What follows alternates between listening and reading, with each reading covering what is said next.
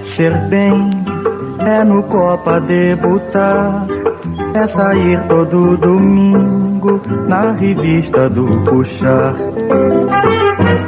Ser bem é andar de Cadillac, é dizer que está em love, mesmo que seja de Araque. Toda garotinha bonitinha tem mania de ser elegante da Bangu. Bem-vindos todos a este programa de música apresentado por Agamenon Viana, sempre trazendo curiosidades musicais para você, ouvinte. Bem-vindos todos mais uma vez a esta série que eu relembro. Quem está acompanhando essa série está sabendo muito bem que no programa anterior eu falei sobre a fase bossa nova, o início do Roberto Carlos entrando naquele estilo diferente que era a bossa nova, já que Roberto Carlos estava cantando rock com a turma lá do Tim Maia, da Tijuca e tudo mais. Então encontrou, relembrando, né, o que já foi dito, encontrou o Carlos Imperial na Boate Plaza, ele tocava na boate, cantava na Boate Plaza, e o Imperial o levou a gravar o seu primeiro compacto na gravadora Polydor, fazendo uma crítica já ao Papa da Bossa Nova, né? O João Gilberto, que estava despontando naquela época, em 58, 59 já, né? Com Chega de Saudade e tudo mais. Aí a onda era Bossa Nova no Rio de Janeiro. O Rio de Janeiro ainda não era, aliás, a capital federal ainda era no Rio, não havia sido transferido para Brasília, ainda a capital. Então continuava havendo muito movimento, muita gente de fora, muito turista. E a sociedade, né, a sociedade brasileira, na capital da República, é tanto que Juscelino foi tido como o presidente Bossa Nova.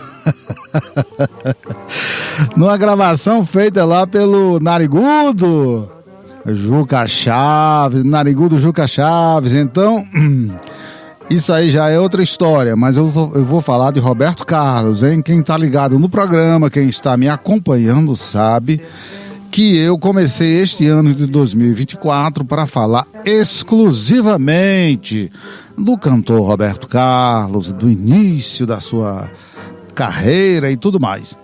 Aqui nós estamos ouvindo Ser Bem. Dizer que está em love, mesmo que seja de Araque. Toda garotinha. É uma composição do Rei da Pilantragem. Rei da Pilantragem, o grande amigo, o cara que talvez mais ajudou a Roberto Carlos no início dessas tentativas de gravação, já que o artista não tinha espaço em rádio, não tinha espaço em boates, né? Ficou meio, era um jovem, ele estava com 19 para 20 anos, né? Era um rapazinho, mas já queria estar no meio dos artistas. Então essa incursão na Bossa Nova se deu e o Imperial conseguiu com que ele gravasse, através de muita conversa e tal, lá na Polydor, gravasse o seu primeiro compacto, que era aquele compacto João e Maria, e Fora do Tom, satirizando a Bossa Nova de João Gilberto, né, que era moda na época e tal. Era a novidade musical do Brasil, era a Bossa Nova. Mas aí, por incrível que pareça, a história é muito interessante.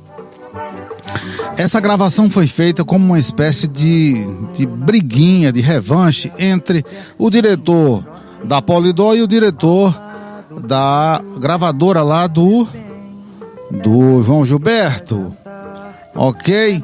Ficou aquela briguinha, né, entre os dois para ver, não, vou lançar um artista bossa nova também aqui. E o Roberto foi infeliz, muito infeliz, porque ele imitava o João Gilberto e não deu muito certo isso, né? Não deu muito certo. Aqui nesse programa de hoje nós vamos falar um pouco ainda sobre essas tentativas. É tanto que ele está aqui interpretando aqui uma gravação que foi feita já 1 ano depois, 2 anos depois, mais ou menos, 2 anos. Essa música foi gravada no LP Louco por Você, se não me engano. Salvo engano. Porque, na verdade, eu estou tocando essa música para comentar, para servir de fundo para comentar outras, né, a história mesmo daquela fase. Eu vou ler aqui para vocês a parte do que há continuidade aqui, que a música deste programa mesmo vai ser o Brotinho Sem Juízo, que eu vou tocar lá pro meio ou no fim, tá certo? Então vamos aqui. Os vencedores do prêmio Os Melhores do Disco Nacional de 1959, promovido pela Prefeitura do então Distrito Federal e o Correio da Manhã, o jornal, foram anunciados com destaque nesse jornal. Entre os contemplados estavam o João Gilberto, na categoria de quê? De cantor revelação. Também a Celi Campelo, cantora revelação também, né? Tom Jobim foi o melhor compositor, Vinícius de Moraes o melhor letrista e Joel de Almeida, da gravadora Polydor, eleito o melhor diretor artístico. Na justificativa se afirmou que Joel revolucionou as vendas de sua organização, colocando-a num posto de honra entre poderosas concorrentes nacionais. Eram bem 10 gravadoras que tinham naquela época, na verdade, as 9 gravadoras. Daqui a pouco eu vou dizer o nome de todas elas, né? Com um elenco reduzido, fez com que os seus contratados brilhassem no rádio, na TV e no disco. A televisão estava começando naquela época. Porém, entre estes artistas que brilharam pela Polydor em 59, não estava Roberto Carlos, não estava, porque o disco dele não vendeu nada, foi um fracasso. Ok? Aí ocorre que ainda havia o contrato com a gravadora e a promessa de um lançamento de outro disco, possivelmente, né? Até um provável LP, porque o LP era o disco maior, 12 faixas ou mais. E aí havia ainda essa esperança, né? Aí olha só, como é que a coisa continua aqui. Na ausência de Joel, que era o diretor, o Imperial, Carlos Imperial, sempre apoiando Roberto Carlos, procurou o outro diretor, José de Ribamar, e na maior cara de pau, blefou que Roberto tinha recebido convites para gravar em outras companhias e poderia aceitar caso a Polydor não programasse logo um novo disco dele. Ribamar ouviu pacientemente a queixa de Imperial e na mesma hora apresentou os planos que a Polydor tinha para o artista. A rescisão de contrato. O senhor pode assinar com quem quiser. O seu cantor está liberado. Afirmou sem nem mesmo consultar Joel, né? Ribamar sabia que aquela tinha sido uma aposta provocativa de Joel em Aloysio de Oliveira, que era o outro diretor da outra gravadora lá, do João Gilberto, né? Em uma aposta que não surtira nenhum efeito. Quer dizer, uma briga dos dois que não deu em nada, né? O artista Roberto Carlos, como cantor de bossa nova, não rendeu nada, não deu em nada. Assim, de forma irrevogável e imediata, Roberto Carlos foi dispensado da Polydor, ficando numa situação ainda mais complicada. Afinal, naquele momento, ele era um artista sem contrato com emissora de rádio ou televisão, dispensado da boate onde trabalhara e agora também da gravadora, depois de fracassar no primeiro disco. Então, era um currículo difícil para o cantor apresentar, mas seria assim que Roberto tentaria a sorte outra vez. Ele não ia desistir nunca. Ele tinha urgência de encontrar outro emprego, uma boate para cantar, ter novamente seu salário. Afinal, foi para isso que ele já havia até abandonado a escola. Tinha parado de estudar para isso. Seguiu então oferecendo seus serviços de crooner pela noite carioca. Para quem já atuara no Plaza, o ideal seria trabalhar numa daquelas badaladas casas do Beco das Garrafas, como a Buffles Bar, o Bacará ou o Little Club.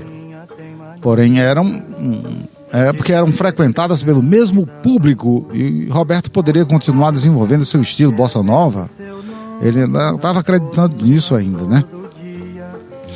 Ou até mesmo a boate Cangaceiro dos italianos Mário Pautasso e Giordano Giuseppe, o Pino, onde se apresentavam cantores de samba modernos como Tito Madi e Maísa. Daqui a pouco nós vamos ouvir um pouco de Tito Madi e de Maísa também, que era um sucesso, né?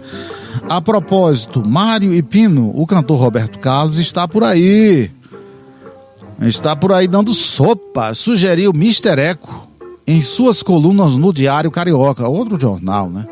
Dando uma força para o garoto. Isso em janeiro de 1960. Porém, nem Mário, nem Pino se interessaram por Roberto Carlos. O cantor só vai conseguir alguma coisa novamente graças a Raimundo Amaral, que o indicou para trabalhar na Boate Bolero, também em Copacabana. Como é que era esse Boate Bolero? Era um cabaré frequentado por turistas e que, além de música, oferecia atrações como shows de mulatas, vedetes em minúsculos biquínis e outros balacobacos. Segundo a denúncia de um delegado de polícia que fecharia a casa, no ano seguinte, ali era um verdadeiro covil de elementos desclassificados. Procurava-se um ladrão, um traficante de maconha ou cocaína, ou mesmo um rufião, um malandro. Lá estava ele no bolero, nessa boate, né? À espera das próximas vítimas, quase sempre estrangeiros que eram atraídas a locais desertos pelas mundanas e vítimas do chamado golpe do suadouro. Ok, Roberto cantava na abertura da casa antes das atrações da noite, que podia ser um homem que engolia a espada ou uma mulata da Martinica, sabia? Que meu caminho não era por ali, mas quando não há opção, a gente se agarra ao que pinta, justificaria o cantor, que acabaria também perdendo este emprego depois de apenas 2 meses cantando lá. Então é isso. Aí está um pouco da descrição de Paulo César de Araújo, falando sobre mais ou menos 1959 para 60, como era a vida do cantor Roberto Carlos. Eu também quero ser bem, mamãe, eu também quero ser bem. Na escuta do que esta canção me diz, apresentação de Agamenon Viana, você está ouvindo hoje, estamos aqui apresentando, este ano, quero dizer, a série sobre a vida do cantor Roberto Carlos através das suas canções, uma biografia que foi escrita por Paulo César de Araújo, na qual eu me baseio, né? Estou lendo aqui muitos trechos. O programa está tendo mais conversa do que música, é verdade, mas a música está sempre no fundo aqui, né?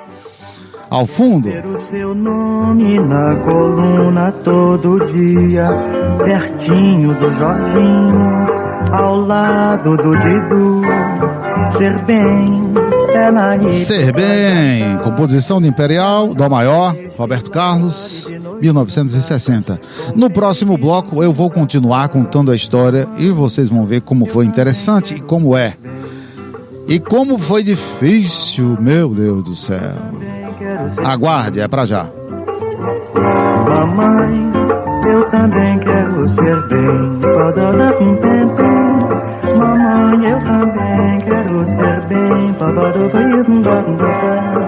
Mamãe,